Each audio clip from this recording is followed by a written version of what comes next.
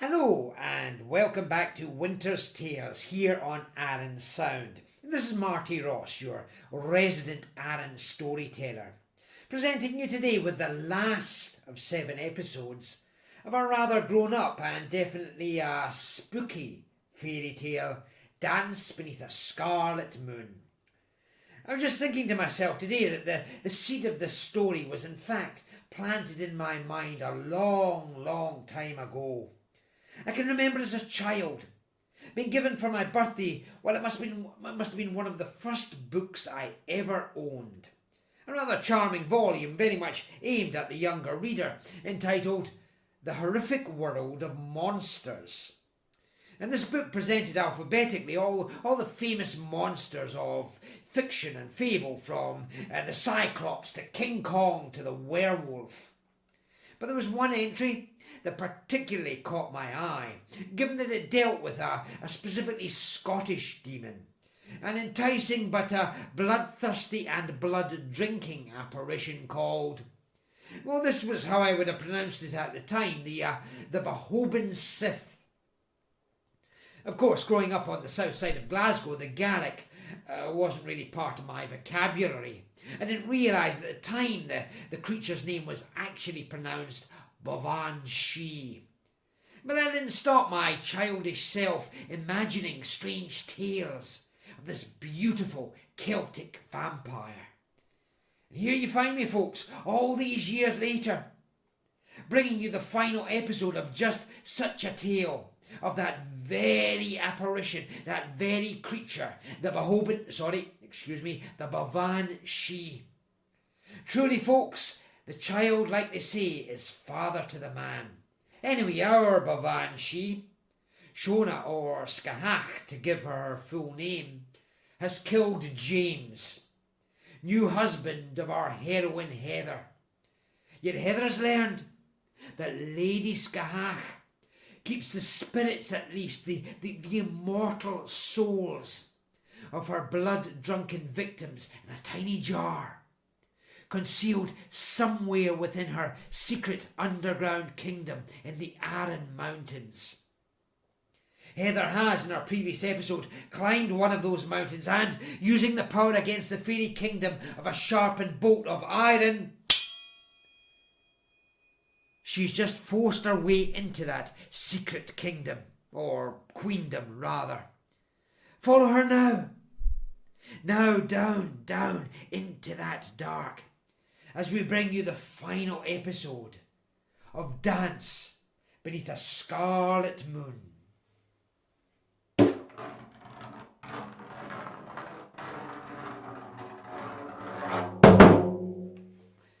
The shutting of that stone door above Heather's head sealed her in darkness.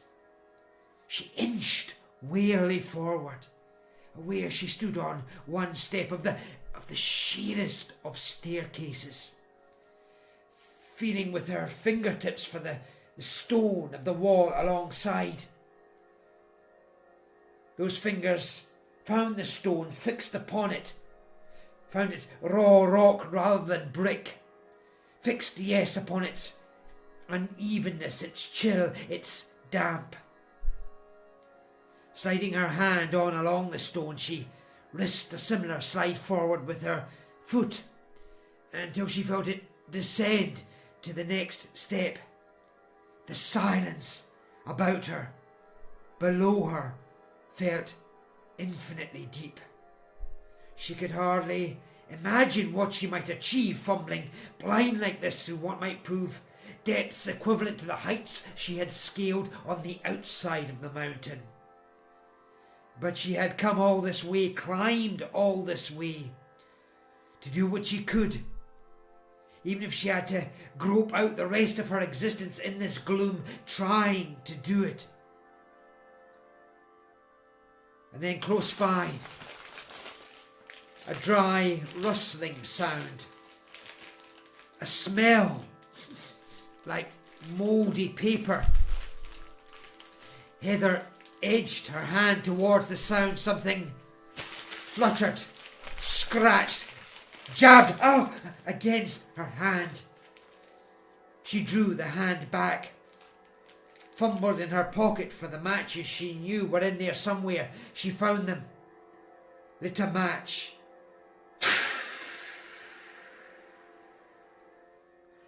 The flaring light revealed what she took at first for a simple torch fixed on a crude iron bracket to the wall. But even as she made a relieved move towards lighting it, she realised that what she took for thick lengths of straw protruding at the top of the torch were in fact the skeletal fingers of some kind of mummified human forearm, wrapped and bound precisely to serve in place of a conventional torch. This and the fact that the jagged nailed fingers still twitched aggressively, if arthritically, was, she supposed, no more nor less a sight than she ought to expect in the kingdom of the Baobhan Sith. She grabbed the lower end of the forearm in its tattered sleeve of mouldering linen and touched the match to something looking very like a wick protruding from under the nail of the longest of the fingers.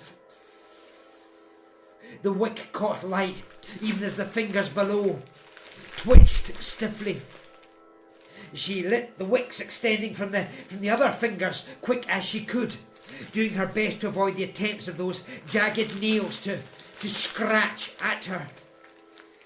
She then lifted the whole affair from its bracket and used it, however reluctant it was, to serve to light the windings of the stairway below. The jerky movements of the burning fingers, for all the restrictions of a wrist thickly warted with mortified bone, sent the ruddy glow dancing hectically. Even so, she could see it touch upon bloody spatterings on the stone steps immediately below her. Those streaks of dark red liquid seemed to shift about. She lowered her free hand towards one of the nearest and largest of them. Even as her fingertips drew close, the long dark thread seemed to leap forward upon the stone, and she realised it was no longer a spatter of blood she was looking at, but a small thin snake or worm writhing away from her. Likewise, the other spatterings on the steps below were making swift, serpentine undulations into the deeper shadows. She stood upright and continued on down the stairway. The going was steep, her strange torch making all manner of papery rustlings, its spasmodically drawn circle of light giving little clue as to how deep she might have to descend. And then suddenly the edge of that glow caught, but a few steps below, a sudden stop to the stairway in a narrow chink amid the rock, the stone wall to one side showing a shut and arched door of thick wooden plankings. She stepped before this, extending the palm of a cautious hand towards the door's bulk. It swung inward, silently. Heather stepped onward into the gloom beyond.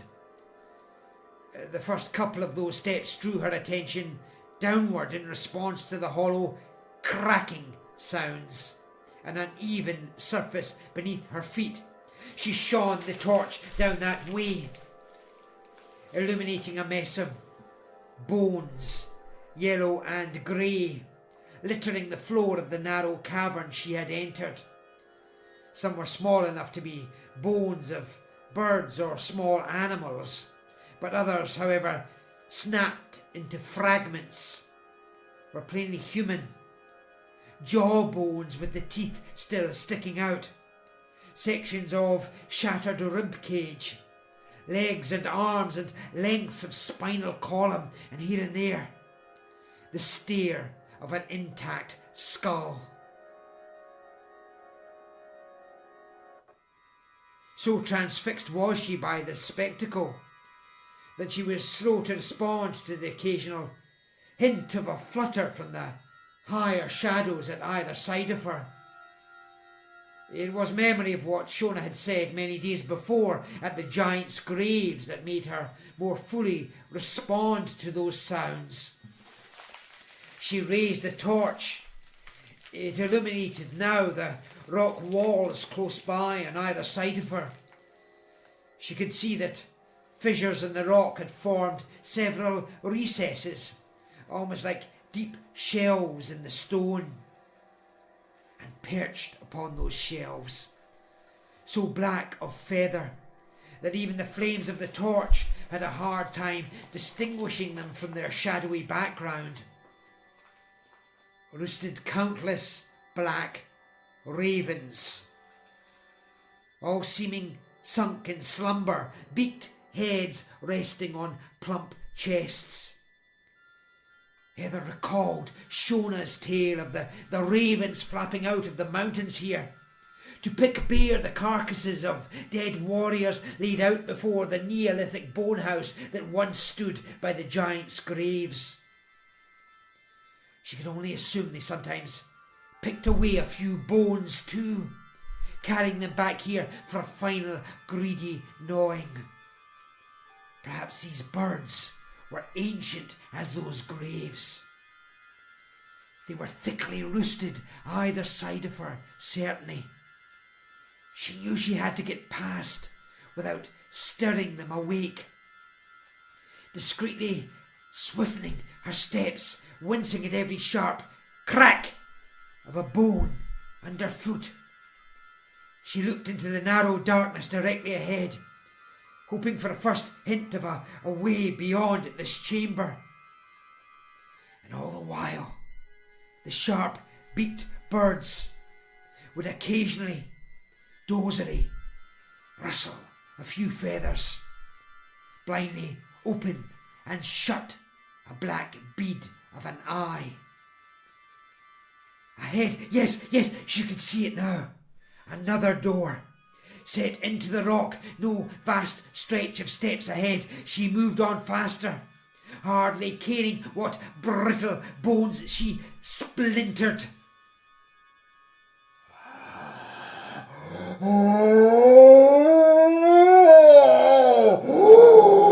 But then came a sharp, howling cry that seemed to pierce her way from the depths of the rock itself.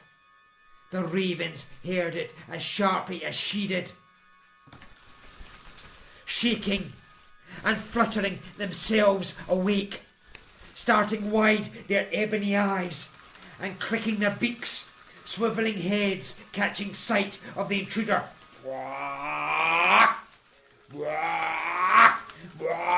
They flew at her from every side. She turned, swinging the torch's flame through the air all about her. One raven, and then another, and another, and another flew into the flames, feathers catching light, blazing black bodies spiralling away to die on the cavern floor.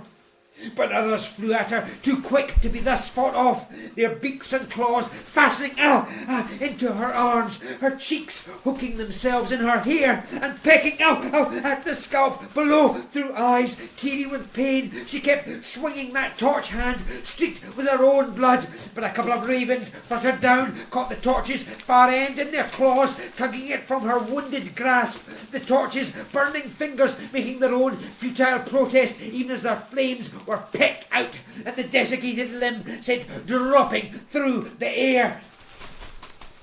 It was in darkness now that the birds swept about her.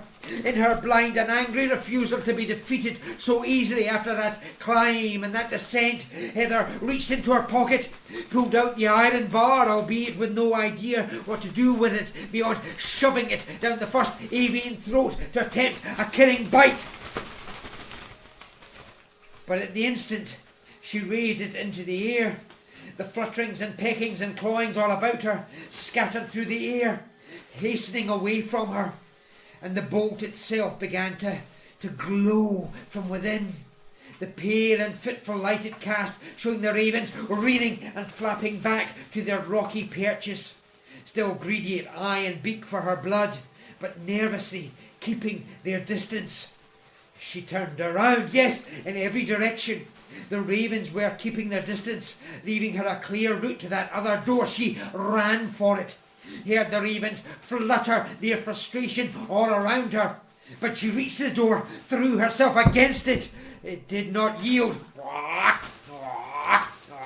The ravens flapped, hopped about, clapped their beaks, voiced their throaty calls ever more impatiently. She pushed harder at the door. No movement in it at all. One raven made a tentative flap about the back of her head. She swiveled, showed it the light which radiated from the bolt. The raven flapped back to join its fellows. She recalled how useful the bolt had proved against a sealed doorway up on the mountain summit. Driving its point against the stone edge of the door frame, striking a red spark, she saw the door swing wide and away from her. She hurried through, heard the raven start up afresh at her back. She hurled herself against that other side of the door. This time it swung easily shut.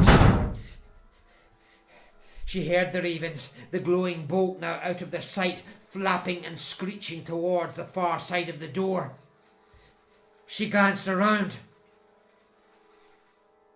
She was in some more spacious chamber of bare rock. Immediately to one side of the door she saw a low heap of largely flat stones, and casting the iron bar to the floor, began dragging and rolling some of the stones against the lower corner of the door. Even as it began shuddering with the impact of raven bodies against the plankings on the far side of the door, the last stone she rolled over, pale grey granite with a seam of quartz running through it, had a dark brown handprint upon it. She had set it in place before it occurred to her that the shade of brown would once have been the bright scarlet of blood. She stumbled back. The plankings of the door shook, audibly pecked at from the other side, but the door did not yield. Scraping up the still glowing iron bar from the floor, she advanced into her new surroundings.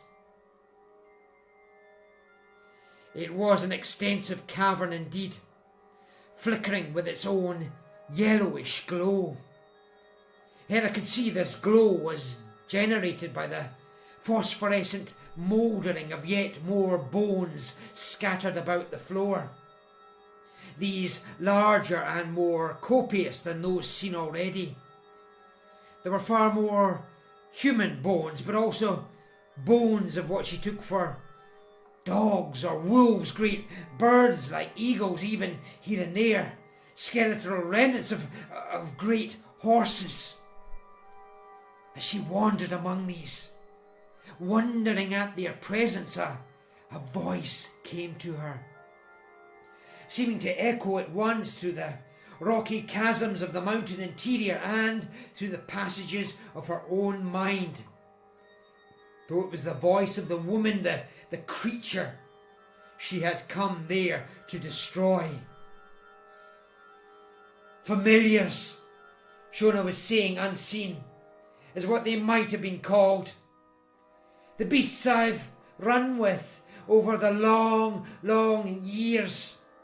The wolves I sprinted forests with, back in days before jealous men shot silent those hot flits between the trees. The great birds that soared above me to be my eyes on the ground below. Even horses.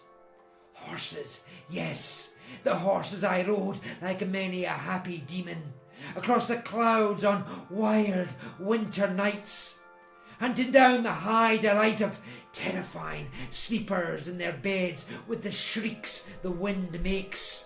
And even, look close, slender skeletons of vipers, of rats and stoats I sent slinking through the undergrowth to hear and speak secrets.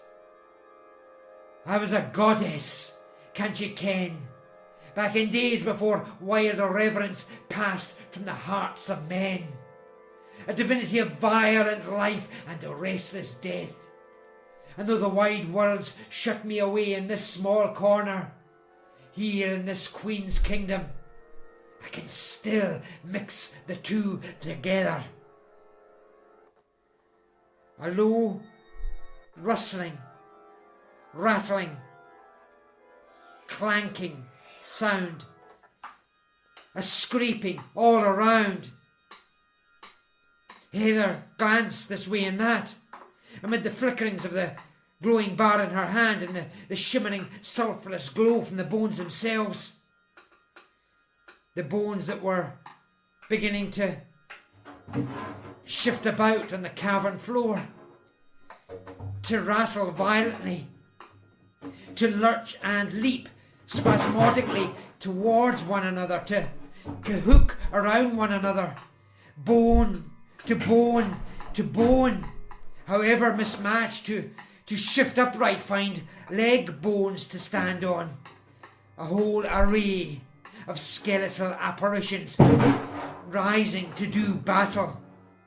Here was a horse's broad rib cage standing on two sets of human leg bones, a wolf's fangy skull set on top, two sets of stag antlers for claw-like arms, and over there an intact set of canine bones, save for the head, advancing on all fours, the snapping skeletons of two eagles sprouting from the gap at the neck where the skull had gone missing. And here, sliding across the cavern floor towards her, a kind of octopus with the rippling skeletons of innumerable adders for its tentacles, a goat's horny skull sticking up in the middle. Something tall reared just behind her shoulder. She looked round to face a wobbling pillar of bones, its three legs formed by several sets of human and other leg bones set vertically on top of one another. She looked up. At the top of these stilt-like legs, the short and bulbous pelvis and ribs of what might have been some pig or wild hog, and atop that, a long ragged scrap of mouldering deer pelt for a scarf, a lengthy toothy horse skull leering at her, leering and shrieking and darting her way. Yeah! Heather leapt clear.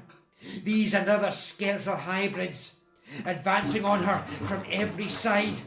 A bony claw caught at her arm. She swung around, struck out with a glowing iron bar. A mess of bones rattled, dislocated to the cavern floor. A set of bony fangs came snapping. She struck at this too with the iron bolt. Yeah! The skeletal monstrosity cried out like a living thing wounded and reeled back into its separate components.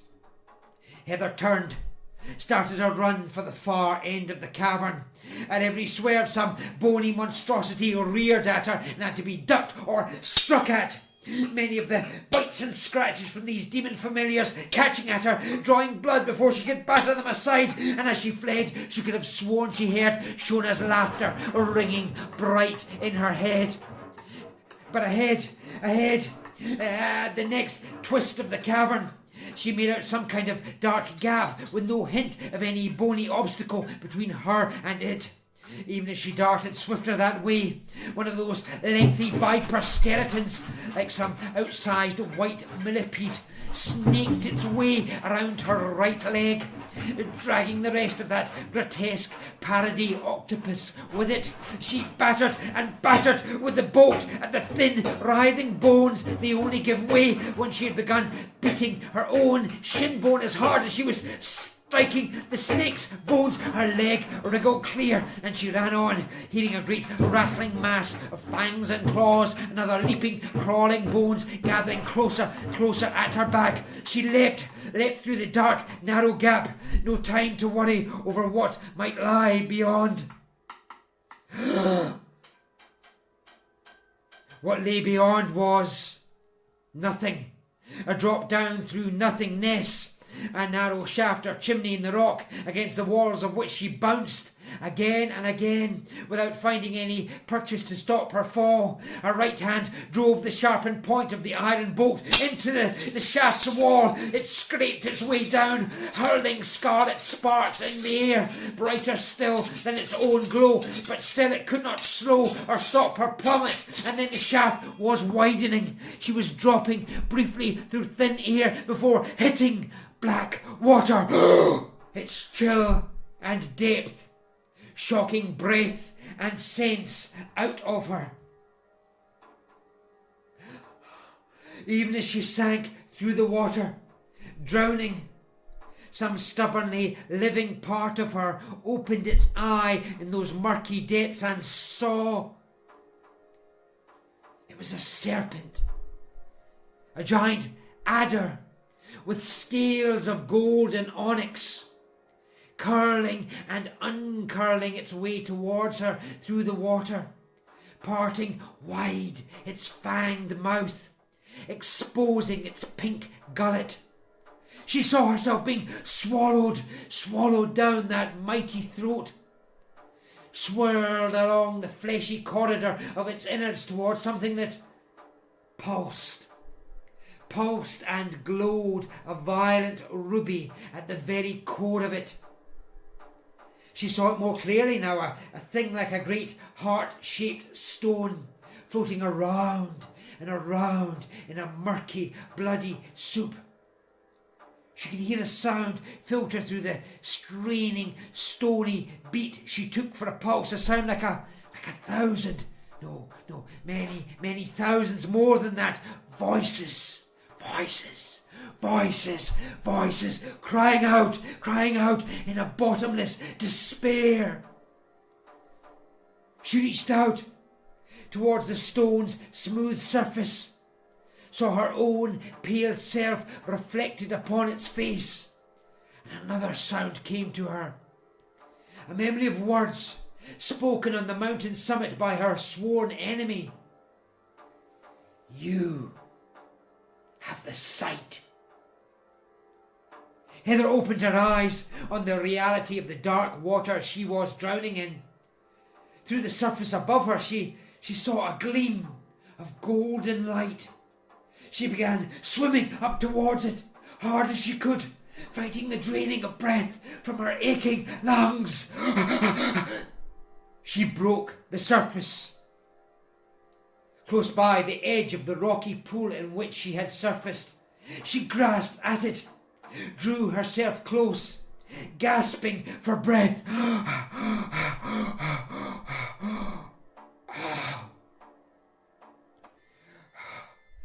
As she blinked the water from her eyes, she saw before her a great vaulted chamber in the rock. Beautiful were those she had seen before, were dank and grey. Great crystalline seams of quartz running through the granite, their jewelled whiteness reflecting the bright gold of the flames, dancing within a broad shallow pit set in the stone floor. At the far side of the flames, lying on her side, a hand clamped across a dark staining in the fabric of her green dress, was Shona, head raised in an angry smile. Heather dragged herself from the water, her clothes so saturated and weighty upon her that by the time she had done this she could do little more than collapse on the floor herself, the iron bar to which she had clung so long dropping from her hand and rolling a few inches across the floor. But Shona, stirred by the sight of her enemy's weakness, rose to her feet with the finesse of a cobra raising its head. "You fought hard, my virgin bride," she said. "Cut me sore and come all this way to the heart of my kingdom. No man ever got this far. What you stole from them is here," grasped Heather. "Their spirits, tucked away in some sealed jar I know you keep here. I've heard about it. I've seen it myself. Then where is it? Asked Shona. Such a treasure. Packed tight with the essence of every life I've ever taken, and over centuries, yes. Oh, that would be a treasure indeed. So where might I keep it? You said yourself I have the sight, said Heather, forcing herself upright. The second sight, I do. And with that second sight down there in the water, I saw, I think, what I'm looking for. You saw a vision, said Shona. What use is that to souls trapped for real? I saw a snake, Heather replied. A snake with that red bottle in its belly. That snake's the clue. Whether it's a symbol for you, you serpent, or whether it's... She stopped, hearing a hiss, a spit from the rim of that blazing fire in the centre of the floor. Stepping closer, she looked down to see a whole rich lacework of snakes writhing around the ashes at the edges of the burning logs. Adders they were, scales in all shades of gold and yellow and brown and grey, the black patches between unequivocally black, like hundreds of eyes staring her way, telling her to beware. Shona began shifting towards her down the far curve of the flames. You see, she said, my special friends, my favourite familiars, my whispering spies in the rough heather and wild grass. They slither here when the snow chills the land, warm their scales at my hearth. Look, look, so many of them. And you seek what? Is it one snake in particular? Heather scanned her eyes back and forth among the tangle, the twining of snake upon snake upon snake. Their long tongues lapping at the air, fangs occasionally bared to another snake alongside. Heather hardly knew what to do, and only some dazed, half-drowned vision to guide her.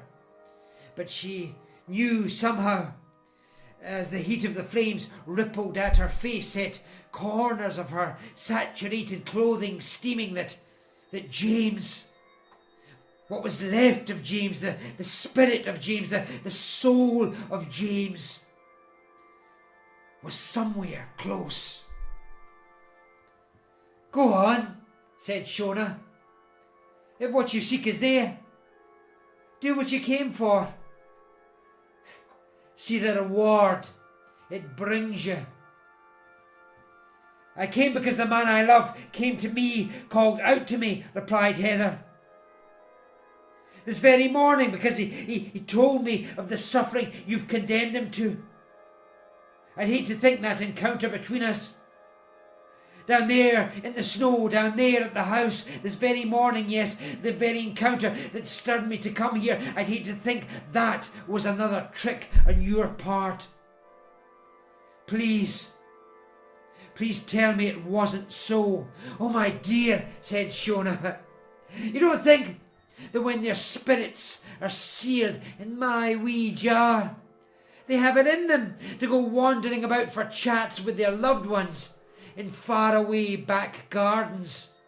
Of course it was me taking his form, using it for a mask, because, darling, listen, lassie, I wanted you to come here. I wanted you to come here, yes, because I fear you're the sort to go blethering to the world about all you've seen. And though it's a sceptical world, I'd hate to leave you blethering in it long enough to convince even one person who might cause me real danger. It helps, don't you see, in this modern world, to be thought, yes, just an old fairy tale, "And what?" said Heather. "You don't think I could cause you real danger?" Shona's look grew more solemn. "I underestimated you, to be sure," she said, "and have the wound here to prove it. But lass, I have the measure of you now, which means you're as dead as he is, whatever move you make." "Oh, but you've just made me angrier with you than ever," said Heather. "Angrier than ever on account of that deception this morning, which means my next move might just surprise us both."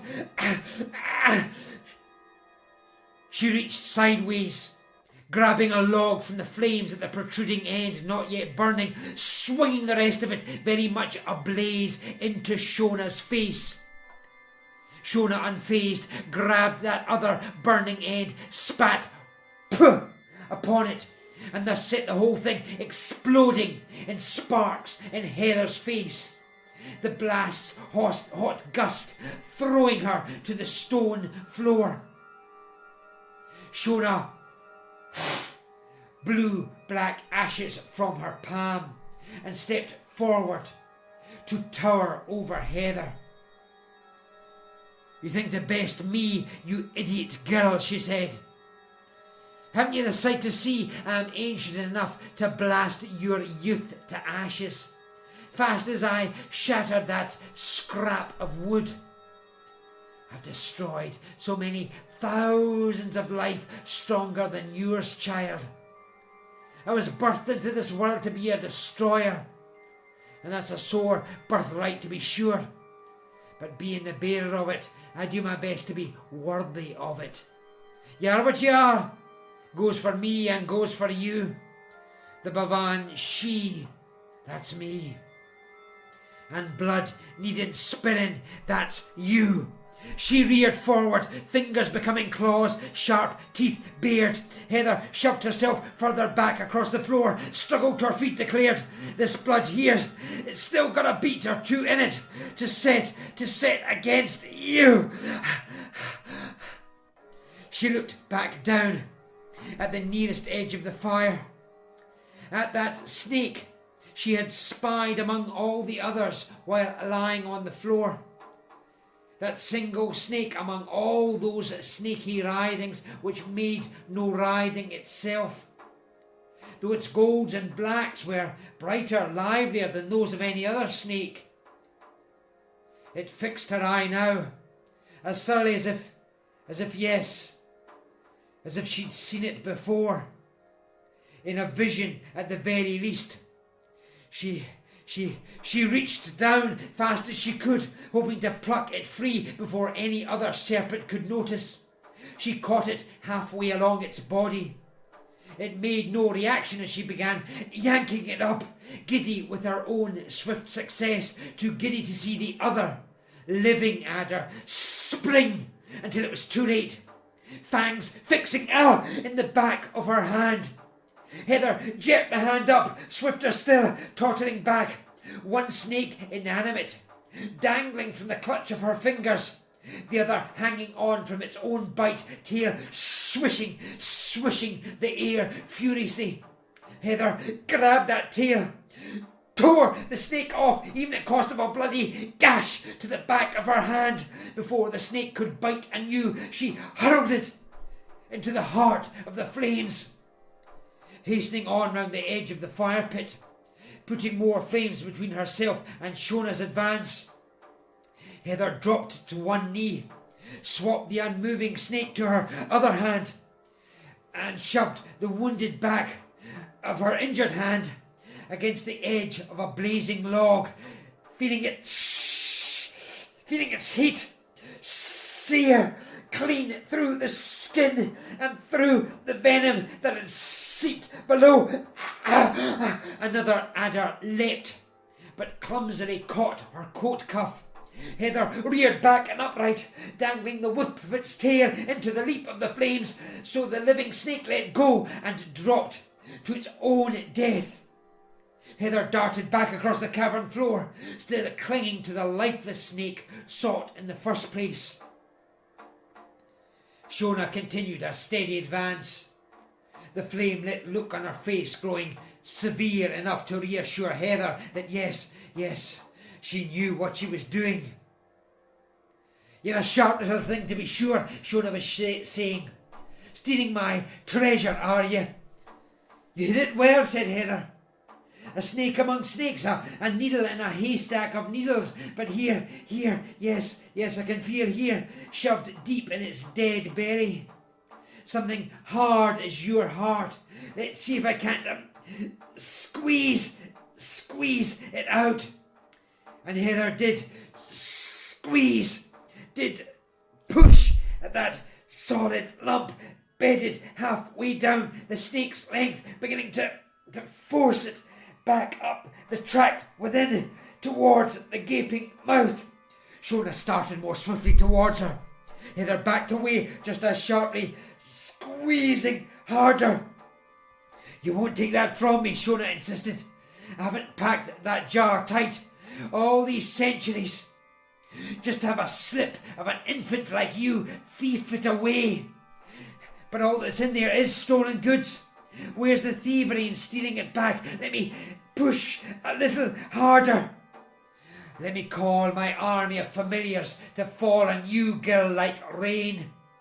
Fierce-beaked, harsh-clawed, sharp, stinging. You thought you'd evaded them. I feel them approach, fast as the pulse in my own veins. They'll gut you, girl, faster than you can gut that dead snake of its prize.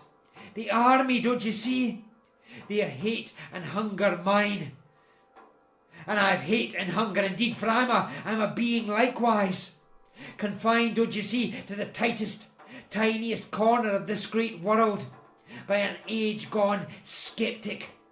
But my soul, enclosed, kept alive the strength to rage. And it rages now, and my ravens speak my rage. Through a high crack in the cavern wall, the great flock of ravens came flapping in, cawing, unkind, circling above them under the cave's vaulted roof. Heather, looking up, recalling the pain of their bites and clawings, taking her eye off Shona for a moment, Shona grabbed the snake at a point just past its head, started tugging it free of Heather's grasp. Heather tried to use both hands to pull back upon it, though her burnt hand was of little use. Shona tugged harder, too hard, for the dead snake's body split in two, spitting a few gory shreds into the air and across the floor, letting the bulky object that had been wedged within it clatter to the floor. Heather grabbed it, wriggled aside. "Give it here!" cried Shona. Heather looked down at the modest-sized object laid slimy-sided across her palm. It looked nothing much.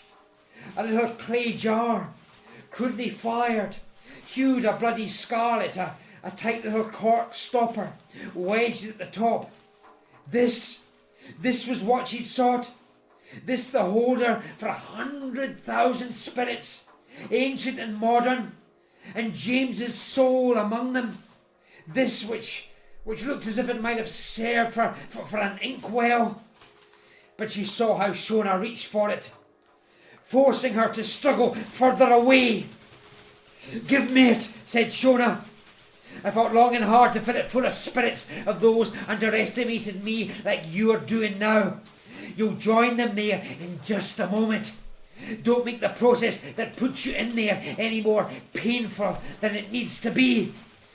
"But I've suffered a lot of pains to get here," said Heather. "I'll put up with what I have to get the job finished." She began tugging at the stopper in the jar. It refused to move. Shona looked to the circling birds above. "She only see sense," Shona cried to them. "Go, pick the eyes out of her head and the thieving fingers off her hands, and leave the rest to me. Now, my beauties, now!" The ravens swooped, in a black thundercloud, every beak and claw and black eye targeted upon Heather. She hurled the little jar from her grasp. It smashed against the cavern wall. As the fragments clinked to the floor, nothing more than the vaguest little wisp of grey dust seemed released into the air. The flame-cast shadows of the ravens swooped about her. But then that tiny wisp of dust seemed to blossom, to shine brighter in the darkening air, expanding into a great silvery will that sang with a sound like a multitude of ghostly voices, gasping and crying and angrily shrieking over new-found freedom. The force of that whirling cast both Heather and Shona aside as the swooping ravens tried to dive straight through it. Heather closed her eyes in anticipation of the first peckings and clawings. Instead, there was a series of soft rainings about her, as if from a warm snowfall. Heather opened her eyes. Blood and black feathers were raining about her. The ravens vanished, save for where feathered lumps of their broken flesh spattered the floor alongside her. The whirling silver had spun itself into a whirlwind indeed,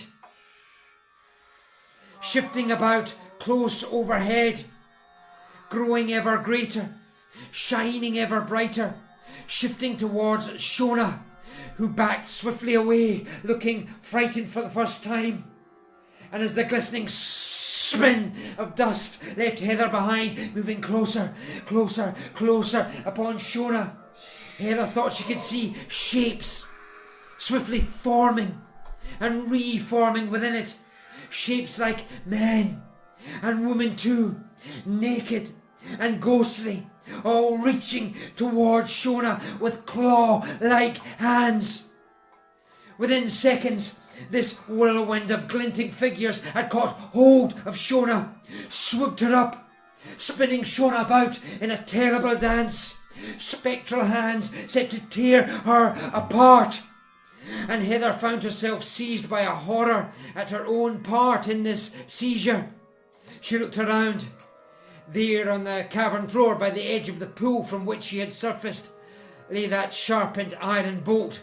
She hurried across, snatched it up, as the whirlwind of ghostly forms carried Shona closer again.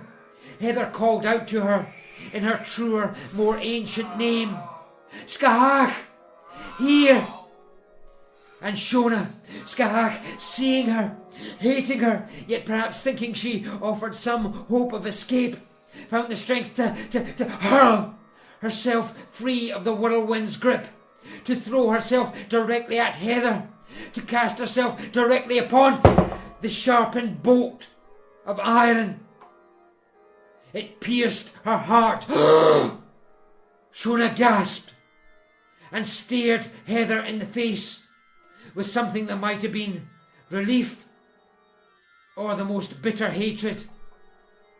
And then Shona too was just a burst of dust in the air. Dust that dispersed as swiftly as the other dust had gathered shape, rattling the iron bolt to the ground.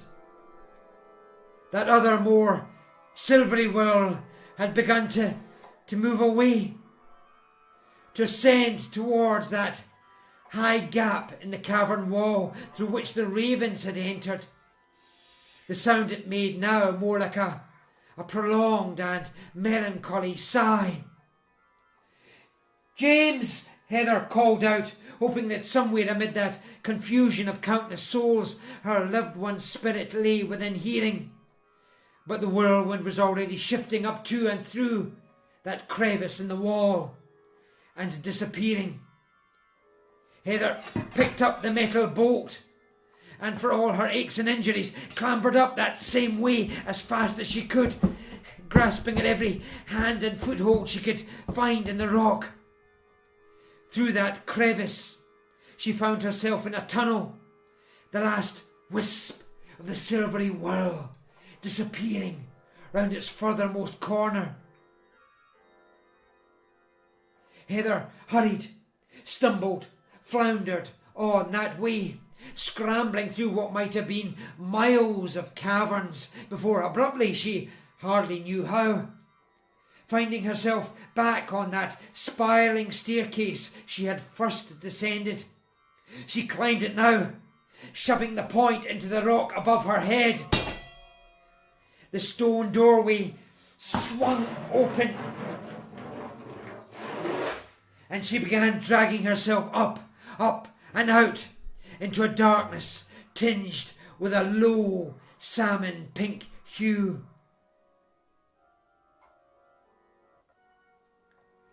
Standing up in the chill wind at the mountain summit, she thought she discerned for a moment in the thin air just beyond that silvery whirl, sighing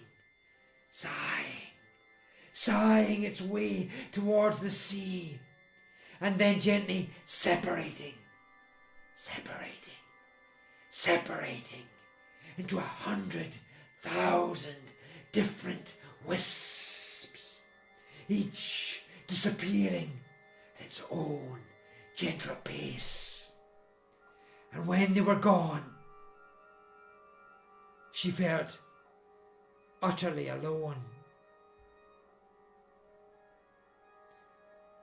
But then a breath of wind passed her cheek that felt almost warm, that seemed almost to kiss at her ear, to carry with it a fragrance of a faraway spring, of a slow walk in Pollock Park, cows lowing in a nearby field. Or was it rather the scent of a summer eve, strolling by the River Clyde, a hand in hers warm as this breeze, rhythms of a night's dancing still playing out in the twined pulses of that loving clasp, the moment pregnant with a question she could so easily answer. This moment seemed to ask another question. Again, she had an answer. Once the question was, did she love him, and would she be with him from that moment on? Now the question seemed to be, did she love him, and would she let him go? And again, the answer was yes. One last silvery wisp showed itself, drifting not far ahead of her. It shone for a second, brighter than before, and then it was gone. And Heather was alone indeed. It was colder than ever, dark still, and now she had to think about getting all the way down the mountainside, all the way down, and then going where? Back to those preparing to put a lifeless body in a box on a ferry for the mainland. How could she explain to them where she had gone, what she had seen, what she had done? There could be no such explanation, not to them. Where then could she go? The sun showed a first red glint to the south, beyond the darkened hills of the mainland. That single scarlet droplet of light swiftly spread, became the birth of a whole orb, a rose slowly unfurling scarlet petals across the sky, likewise reddening the sea below, and, before long, the snowy slopes beneath her.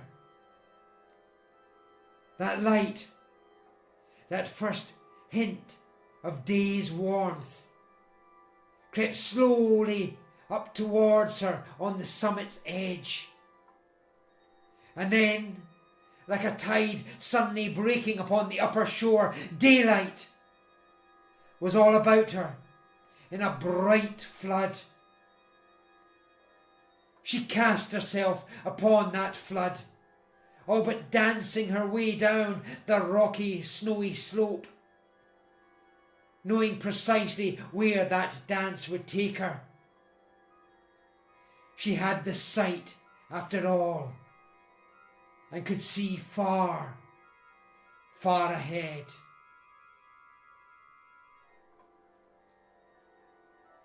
And there we leave Heather, and there we leave our story. I hope you've enjoyed following its various twists and turns through the preceding 7 episodes. Next week I'll be back with a shorter, self-contained story, just to give us a wee bit of a breather before I start the next epic. Meanwhile, thank you for listening. Oh, and don't worry, fellow Arranachs. After what Heather had done so heroically, so courageously, the Baobhan Sith was never again seen on the Isle of Arran. Or was she? I certainly hope not. Meanwhile, pleasant dreams.